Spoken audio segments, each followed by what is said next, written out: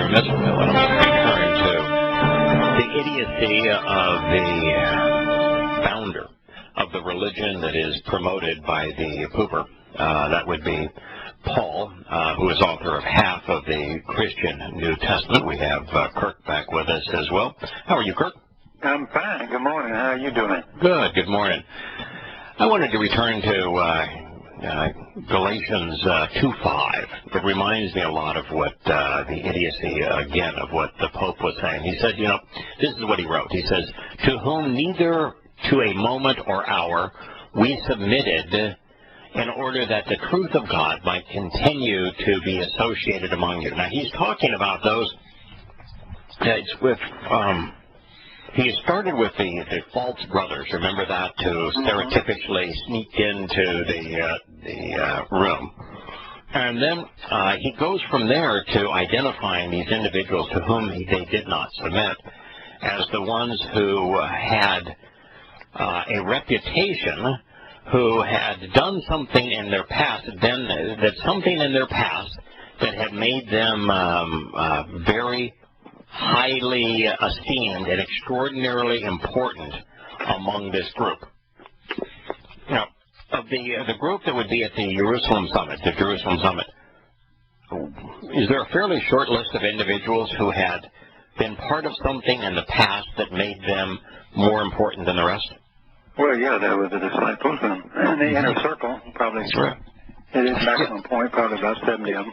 Yeah, so if you were to establish importance, are you as important as Moses? No. Okay. Am I as important as David Dode? No. No. Are you more important than Matthew? I don't think so. No. Am I more important than Yahowah, John? I would have a hard time filling that, yeah. Yeah. I wouldn't even for a nanosecond apply the importance of particularly the Hebrew prophets, but even the disciples. I think Jacob, Shimon Kephesh, Yahowah, Matanya, they were vastly more important than you and I, because where you and I get our revelation from Yahweh's testimony, that's pretty good stuff. Right. They actually lived with the Yahweh right in their presence, right there, the living manifestation of the Word, right? So, to say that they weren't more important is just to be ignorant of the way that Yahweh goes about communicating His testimony. Are you aware of any place where Yahweh said, I'm going to dispose with people that I choose, and I'm just going to lay it all out. I don't care if anybody bothers to write it down, but I'm going to dispense with humans in the conveyance of my message? No, he never. Otherwise, he could have done it a lot better with a malak. Yeah, absolutely. It was better in the sense of... In the sense that declared it. Yeah, in the sense that... Unmistakable what he said, but I don't think it... he likes to do it with people, of course. Yeah, he could have programmed us with a USB port. Yes. And he could have just plugged it in, couldn't he? Mm-hmm. He could have put a CD-ROM in us and just gave us the disk. If you want a robot, yes, he could. Yeah, he could have, rather than give us free will, he could have given us a program where every last nuance of the Torah was as much a part of our DNA as the genome, couldn't it? But no free will. But no free will. So it wouldn't have been better. It would have been more accurate. It had been more complete. It had been impossible to corrupt it or ignore the message, correct? Right. But Yahweh is about free will, so you've got to be able to corrupt and ignore the message. So there is no place in human history where Yahweh has not chosen individuals to communicate through. So the likes of Moses, and David, and Shimon Kephesh, Peter, I mean, these are extraordinary individuals. Mm-hmm. And these are the ones that he said we didn't submit, we didn't acknowledge, and that by not submitting to these individuals is somehow a heroic act where that by not acknowledging the essential importance of these individuals, somehow Paul liberated believers? Oh, how's that possible? Oh, yeah. That makes total sense, doesn't it? Right. So, if first of all, not submit is a stupid concept. Where of all of the people that Yahweh has chosen to reveal himself through, where does he once tell us to submit to those individuals? Never. That's why he hates the word rabbi. Yeah, because it speaks of an elevated individual. That's the Lord in Roman Catholic parlance. So, is there a single place where Yahweh representatives, these prophets, for example, the disciples, is there any place where they write, you need to submit to me? Not at all. So what is Paul talking about here in terms of we did not submit? When does God's representative ever tell us to submit to them? Nowhere. We've already discussed so many times command not being a word, and right. And Lord is not his title. Yeah. Obey, which is the concept. Obedience is the ingredients of submission. Doesn't even exist in Hebrew. When does Yahweh tell us to submit to him? Never does. It's a voluntary act of relation. Right. Yeah. It's a choice. So what in the world is Paul talking about? That the very emissaries of Yahshua, those that he chose, because Paul's already, called the Old Testament pornography, so that gets rid of all of those prophets. So of the more recent ones, the ones he just met with, the disciples who spoke for Yahshua, who at least conveyed to us what Yahshua said, he is saying, no, we didn't pay any attention to them, and we didn't submit to them. Well, of course you didn't submit to them. They don't want you to submit. No. But who be circumcised either. So who would you turn to if you wanted to know what Yahweh or Yahshua said, if it wasn't the prophets, the Hebrew prophets, and the apostles? There's no place to go. That's the whole story. That's the only place you can find the story. There's no one else, is there? No. And in fact, you can't go to Paul even. Let's just say that you were irrational and you wanted to include Paul as a source of Scripture. Well, you couldn't go to Paul because Paul never once accurately communicates what Yahweh said in the Torah, prophets, and Psalms, and he never once quotes Yahshua. So how would you even know what the Word of God was if it weren't for those individuals that he's just demeaned? Correct. So that's why I go to the churches. They quote Paul. Right. Wow. So, if we could just rant here a moment longer. Sure. This whole line of thinking is pathetic.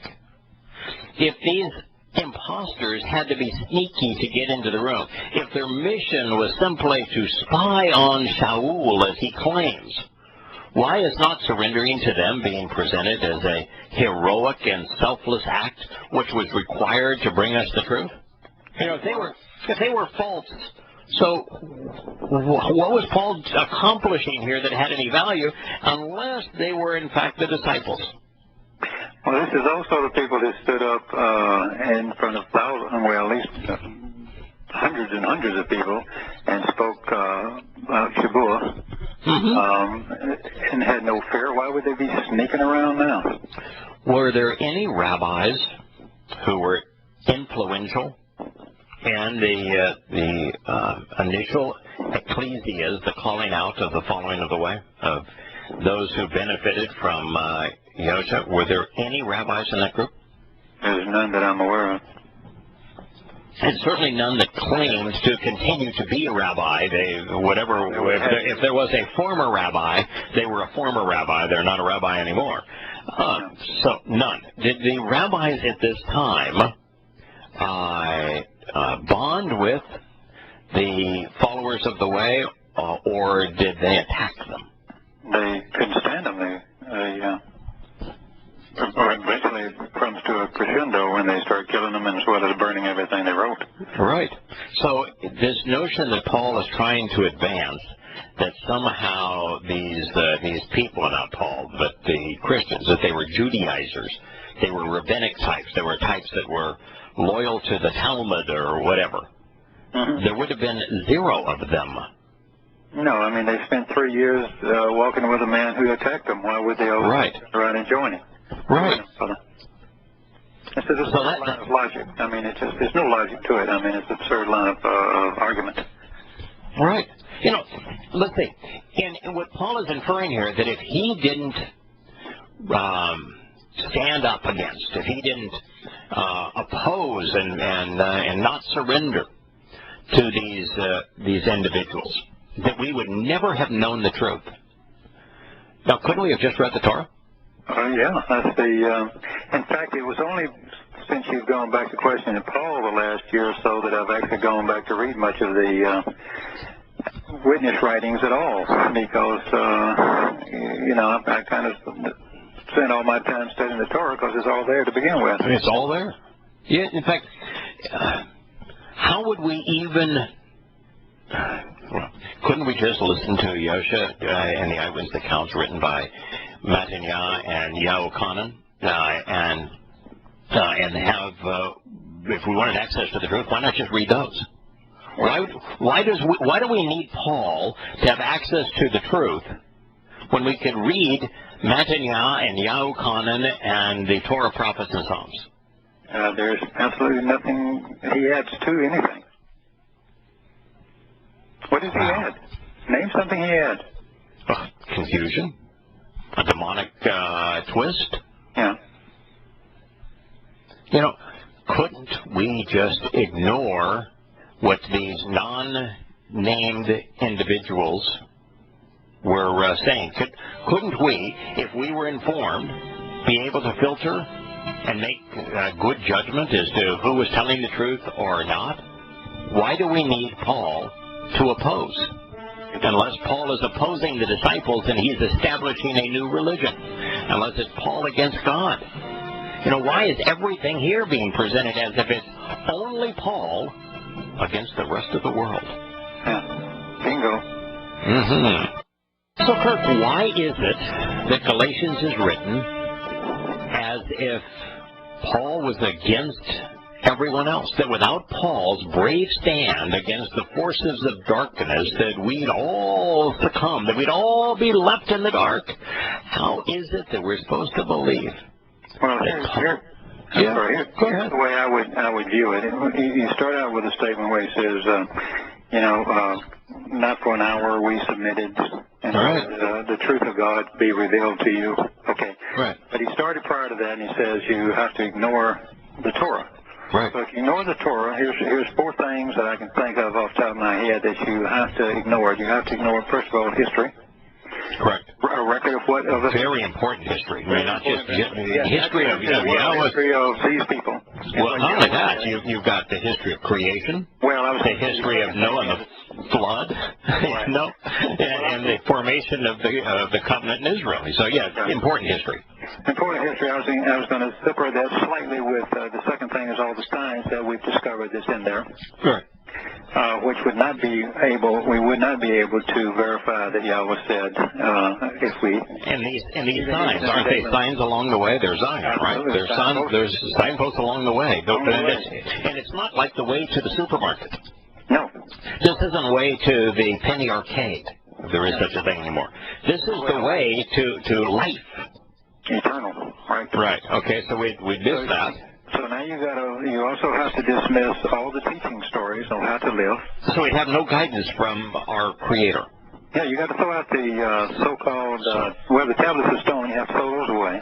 So that would be like getting a car that had all sorts of computerized programs, really sophisticated capabilities, and not getting an owner's manual.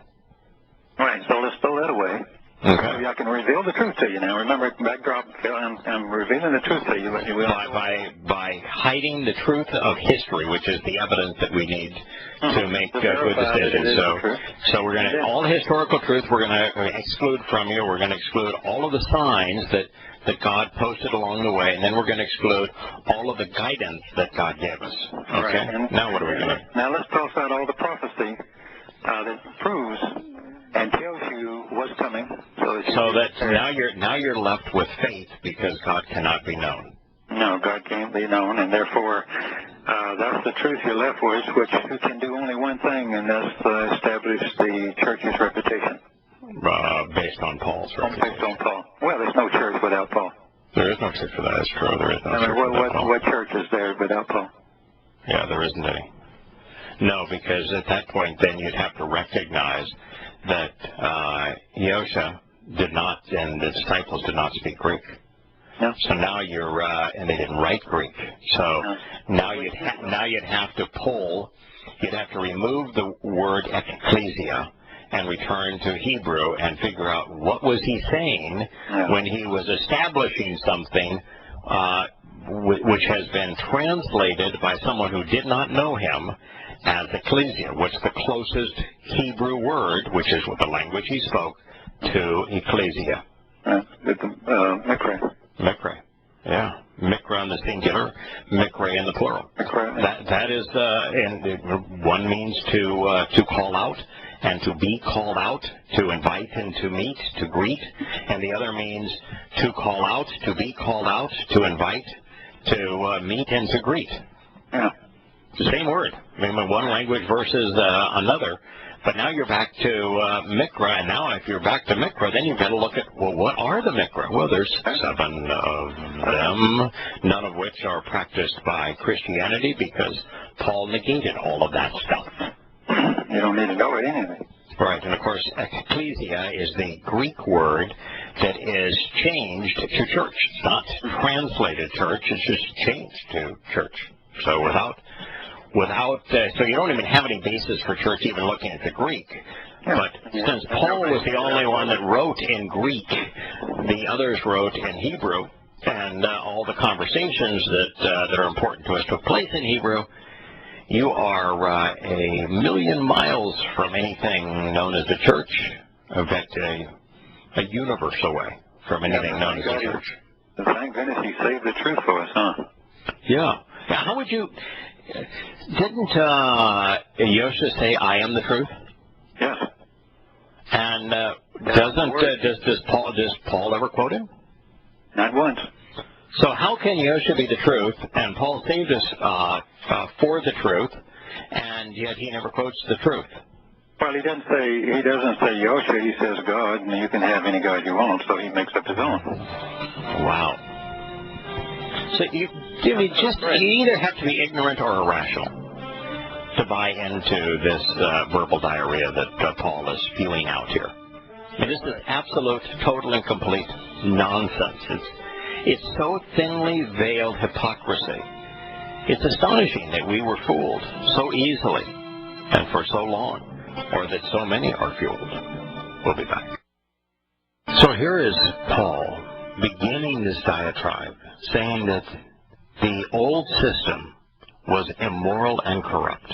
That the old system, which has been translated Old Testament as an Old Covenant, was immoral and corrupt. He wrote Poneros, the basis of pornography. And he replaced it with in this letter, he replaces it with his new covenant, which, unlike the old one, which was based on history, was based on evidence and reason, was based upon knowing and understanding.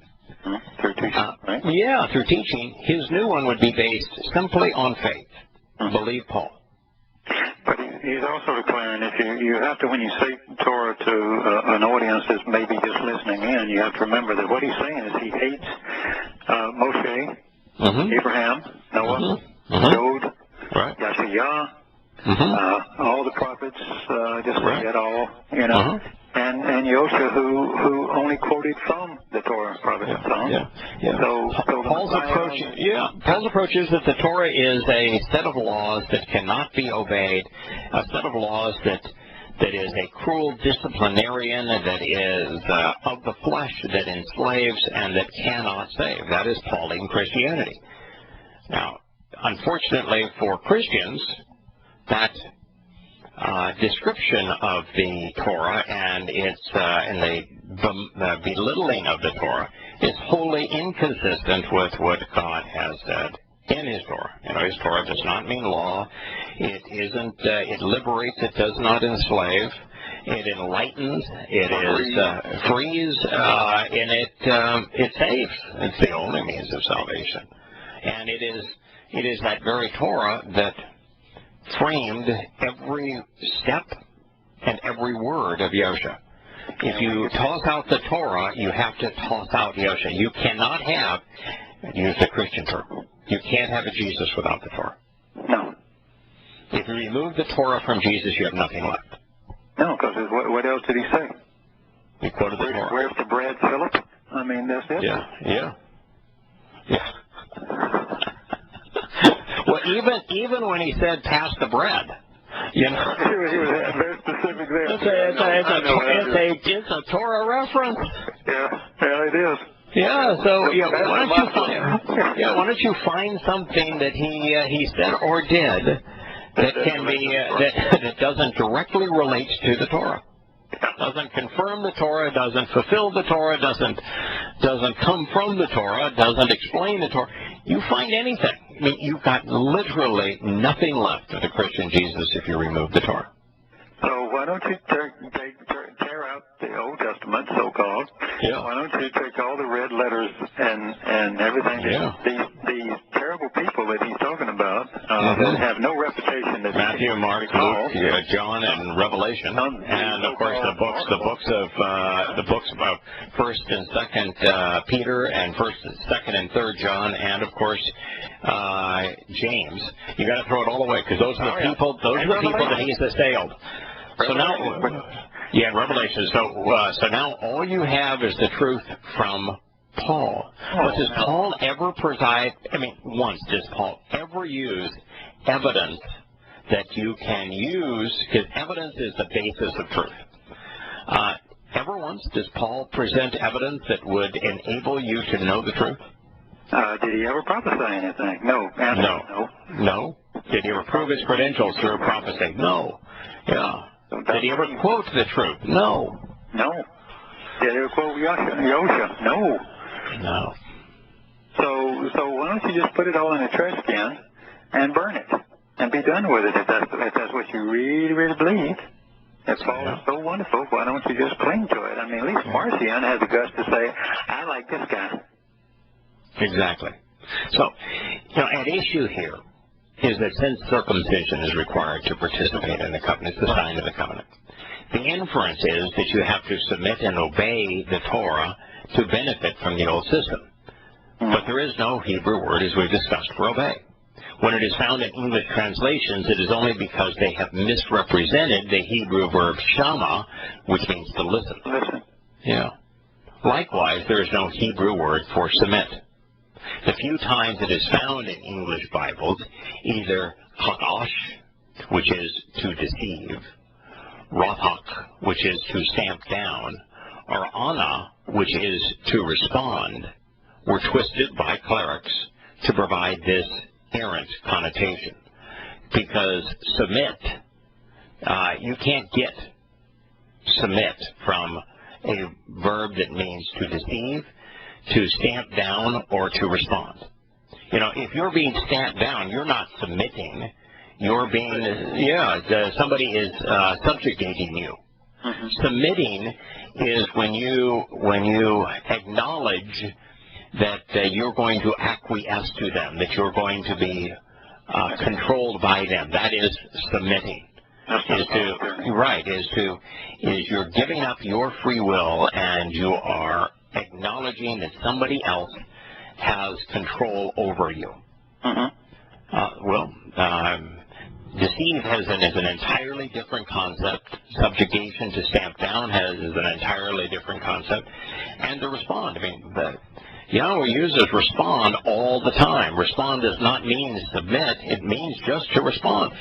You know, if your wife says, please take out the trash, and you take out the trash, you're not submitting, you're simply responding. You know, if you were submitting, she'd have total and complete control over you. You'd have no longer any free will. So, an issue here is that Torah is teaching that we should listen to and respond to, rather than a set of laws that we should submit to and obey. Now, Paul was creating a false argument. He was in debate. What people do a lot is that snowman. They will create a foe that is easy for them to defeat, since the actual entity that they are attacking is impossible for them to prevail against. So since Paul could not prevail against the Torah and still speak for Yahowah, or have any credibility speaking for Yahowah, he misrepresented the Torah. He created a straw man. And that straw man is the entity that he, in fact, attacked. So the Torah is not laws. It does not want you to submit. It does not enslave.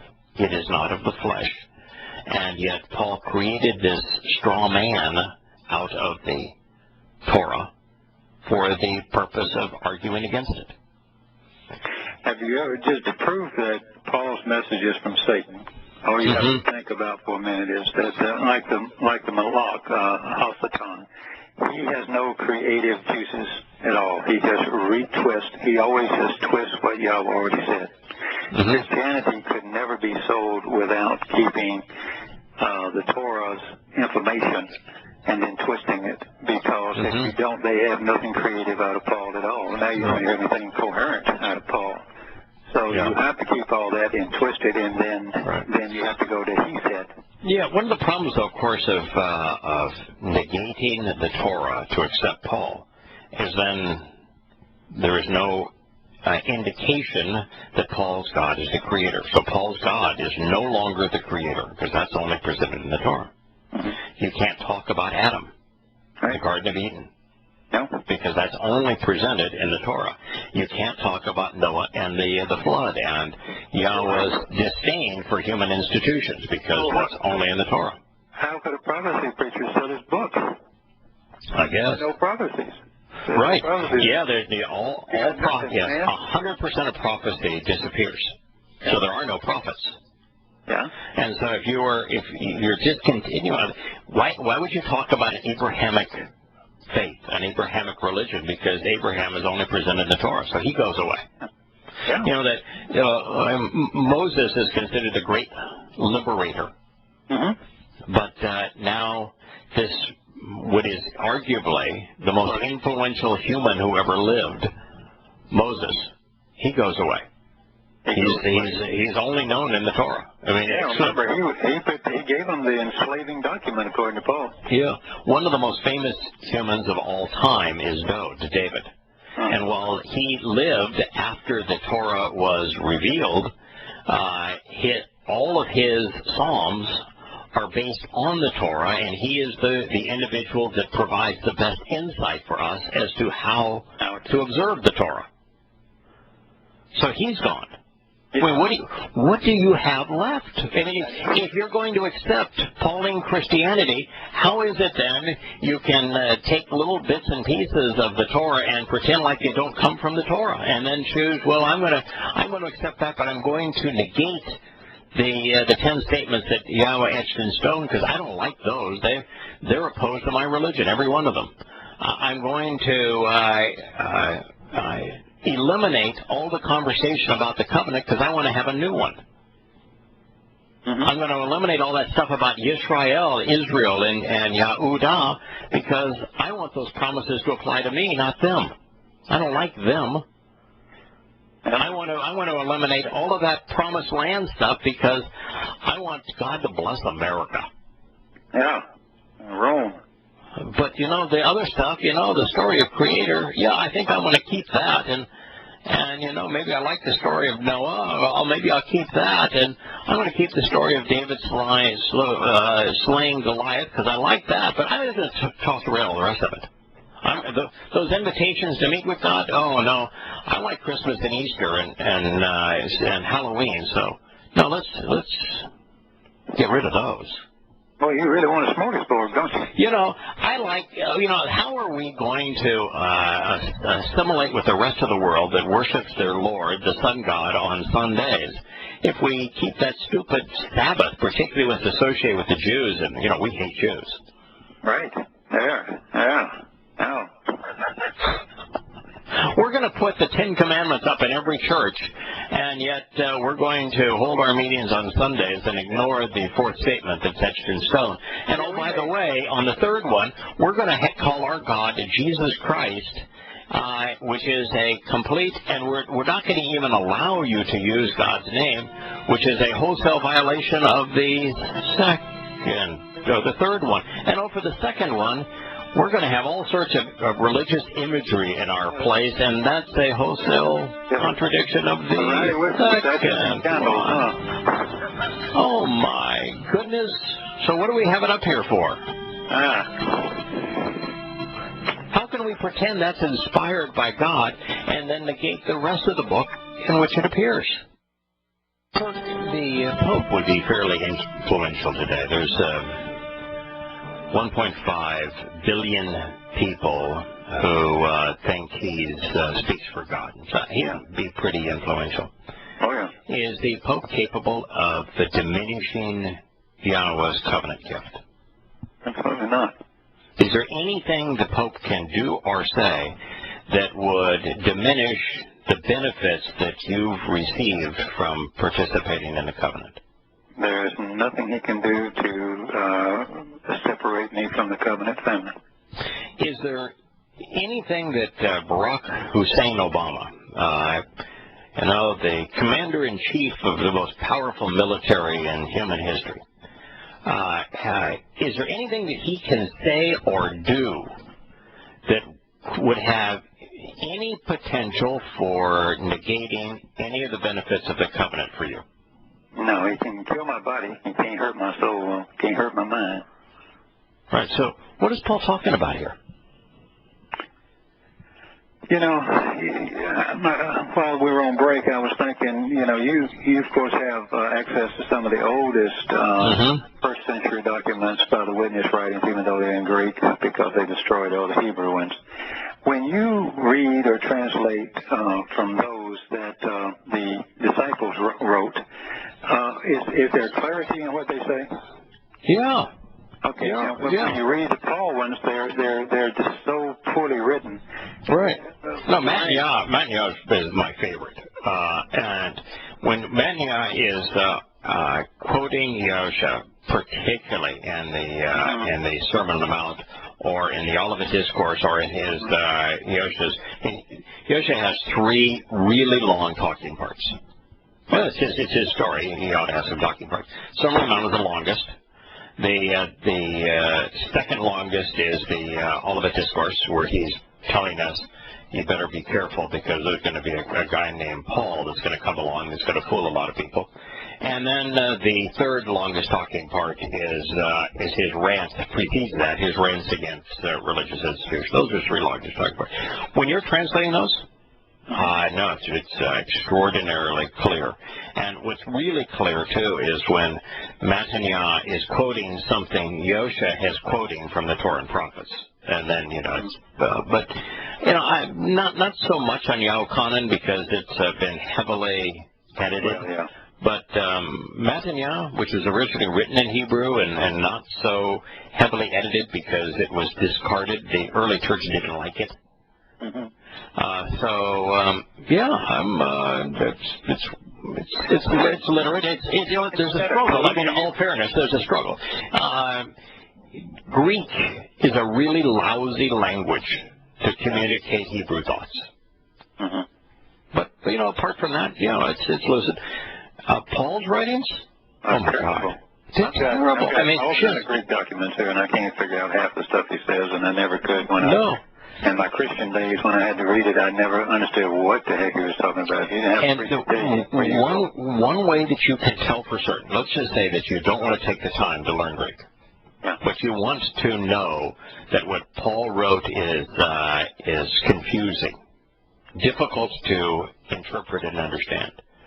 Read any one of Paul's statements in 5 or 6 different translations. That's all you got to do. Mm-hmm. Read it in 4 or 5 different translations and see how different it is. And even in the translations, once you've read it in 4 or 5 translations, see how different it is, that people are having such a difficult time trying to interpret what he's trying to say. But then sometimes, like we've read the King James variation of some of the stuff, and you scratch your head and say, huh? Yeah. What does that even mean? Yeah. Well, I still can't figure out who these guys are that sneak in. Right. Or why if they... And these guys with no reputation, he doesn't tell you, I mean, you don't even speak of the reputation of Peter? Yeah, if you're going to say, I never listened to the witness of those who because of what they had achieved in their past, because of their past, which is as disciples, that I'm not going to even listen to them. Why be such a weasel? Why not say, I didn't listen to the disciples? That Shimon Kephesh, which is Peter, Yahowah and John, Jacob, James, were all there, but their testimony was irrelevant to me. Why be such a weasel? Why not just say it? Yeah. He calls them all by name later. Why not just say it right then? Mm-hmm. There's such a weasel on top of everything else. Coward. Yeah. And why not say, instead of that Titus wasn't compelled to be circumcised, why not say, listen, we still disagree on circumcision. They believe that the Torah is accurate and still viable, and I'm opposed to it. Be a man.